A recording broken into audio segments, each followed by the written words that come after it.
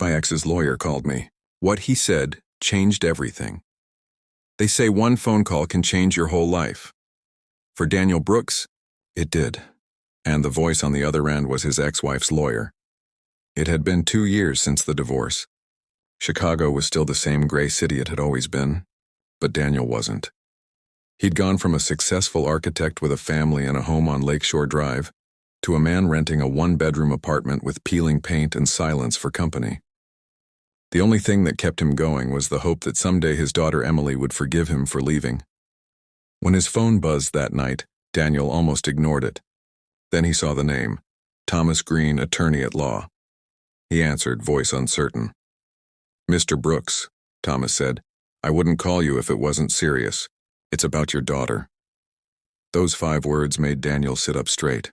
"What happened? Is she all right?" Thomas paused. "She's fine, for now. But you need to come to my office tomorrow. There's something you should see. It concerns your ex-wife and Emily." Daniel barely slept. His mind kept replaying old memories. Claire's cold eyes during the custody hearing. The way she whispered lies that turned Emily against him. The moment the judge ruled he could see his daughter only twice a month. He'd lost everything in that courtroom. The next morning, snow covered downtown Chicago. Daniel walked into the marble-floored law office, heart pounding. Thomas greeted him with a polite but uneasy smile and slid a thin folder across the desk. "These are copies of bank statements," Thomas said. Claire opened an account under Emily's name right before the divorce.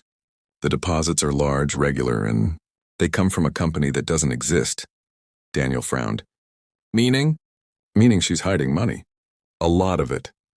I think she's been laundering funds through your daughter's trust." Daniel felt his stomach twist. "Why are you telling me this now?" Thomas sighed. "Because Claire doesn't know I found out. And because Emily contacted me last week. She said she's scared of her mother." That last line hit harder than any courtroom loss. Emily, his quiet, gentle, book-loving daughter, afraid of her own mom. Thomas handed him a note written in a shaky teenage hand. "Dad, if you still care about me, please meet me at Grant Park on Friday at 6 p.m. Don't tell Mom." Friday came wrapped in wind and gray clouds. Daniel waited near the frozen fountain, hands buried in his coat pockets. When Emily appeared, she looked older, eyes sharp, voice calm. "Hi, Dad." He smiled nervously. "Hey, sweetheart."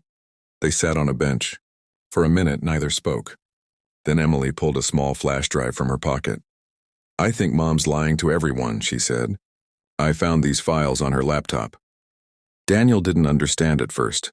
"What files?" "She's been moving money using my name." "But that's not all. She also recorded calls between you and her. She edited them and sent them to the court to make you look violent." Daniel stared, speechless. Every lie, every reason he'd lost custody. It had all been manufactured. Claire had built a perfect story and buried him under it. "Emily, how do you know all this?" "I've been watching her," she said quietly. "For months. I installed a tracker on her computer." Daniel blinked, realizing his daughter was far more clever than he'd ever imagined. "Why tell me now?" he asked. "Because she's planning to disappear. She's transferring all the money to an account in Switzerland next week. I need your help to stop her, but not the way you think." There was something in Emily's tone. Controlled. Almost cold. That unsettled him. Over the next few days, Emily guided her father through a plan. They'd gather proof, send it to the authorities, and expose Claire. But Daniel began to notice something strange. Emily already seemed to know exactly how to manipulate systems, freeze accounts, even rewrite transaction logs. "Where did you learn all this?" he asked one night. She smiled faintly. "From watching Mom." Thursday morning, Claire called Daniel for the first time in months. Her voice was sweet but trembling. "Daniel, something's wrong with my accounts. Money's disappearing. If this is you," he cut her off. "Maybe you should talk to your lawyer." He hung up and looked at Emily. She sat across from him, calm, eyes on her laptop. "Did you do something?" he asked. "Just even the scales," she replied. That night, FBI agents raided Claire's house. Anonymous evidence had been sent to them. Clear, detailed, impossible to trace. By morning, the story was all over the news. Chicago woman charged in massive financial fraud. Daniel couldn't believe it. Justice had finally come. But when he looked for Emily, she was gone. Her room was empty except for a note on his kitchen table. Dad, you deserved the truth. But you should also know, I kept some of Mom's money. Not for greed, for freedom. Don't look for me. Attached was another flash drive. Inside were recordings of Thomas Green, the lawyer, meeting secretly with Claire months ago. They had planned everything together, even the fake custody evidence. Thomas had been part of it all. Daniel's hands shook as he listened. The man who had just helped him destroy Claire had once been her partner in crime. Emily had known. She had used both of them, her mother and the lawyer, to destroy each other. A week later, Daniel received another call. Unknown number. A young female voice came through. Hi, Dad. Emily, where are you? Somewhere warm, she said softly. I just wanted to tell you I'm okay. And don't worry about Thomas. What do you mean? He won't bother you again. He's too busy explaining missing money to the police. Daniel sat in silence, realization dawning. His daughter hadn't just exposed her mother.